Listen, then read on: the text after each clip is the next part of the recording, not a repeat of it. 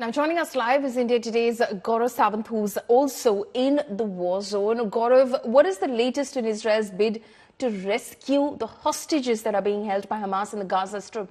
Is it delaying the ground offensive?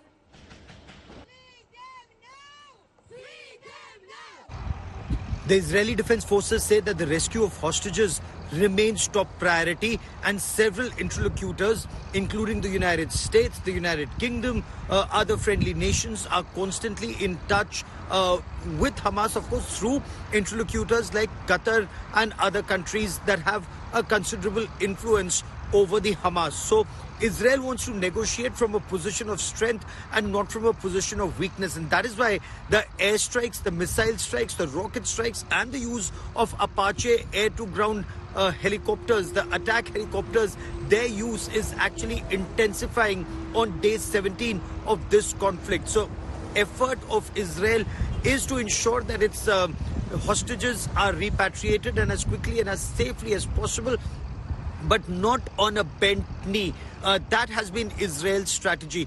It will continue to pound Hamas strongholds, and it wants Hamas to hand over the hostages. They're not just Israeli hostages. There are several of the United States of America, at least 10, and some from other countries. So Israel says it's a two-pronged strategy they're adopting. One, pound Hamas bases, ensure that they no longer pose a potent threat to the Israeli people, either as a terrorist organization or even as a political entity in the Gaza Strip. At the same time, negotiate for quick repatriation of hostages, or there will be more consequences for Hamas. Now, the Israel-Hezbollah war is intensifying with each passing minute.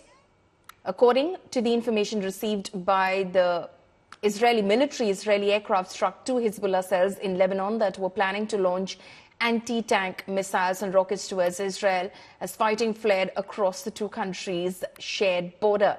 Hezbollah said one of its fighters was killed without providing any details. Israel also said it struck more Hezbollah targets, including a compound and an observation post. For now, there are no immediate reports of injuries or damage.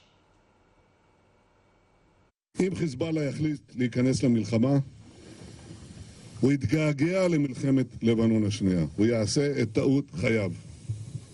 ואנחנו נכה בו בעוצמה שהוא לא יכול אפילו לדמיין.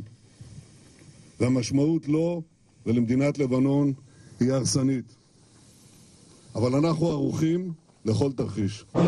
There was a long battle fought between Hezbollah and the Israeli army from 1996 to 2006, when Israel finally left the territories of Lebanon. Otherwise, they had occupied that land. Here now the Hezbollah has created a museum where they have displayed all those weapons and the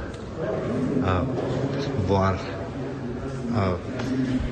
things which had been then captured by them from the Israeli soldiers. You can see those communication equipments, machine guns, and all those things.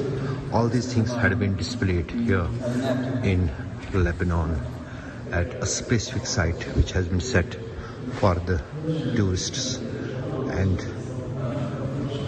some kind of a message where Hezbollah want to convey to the people and new fighters that how they managed to fight with powerful Israel during that Lebanon war.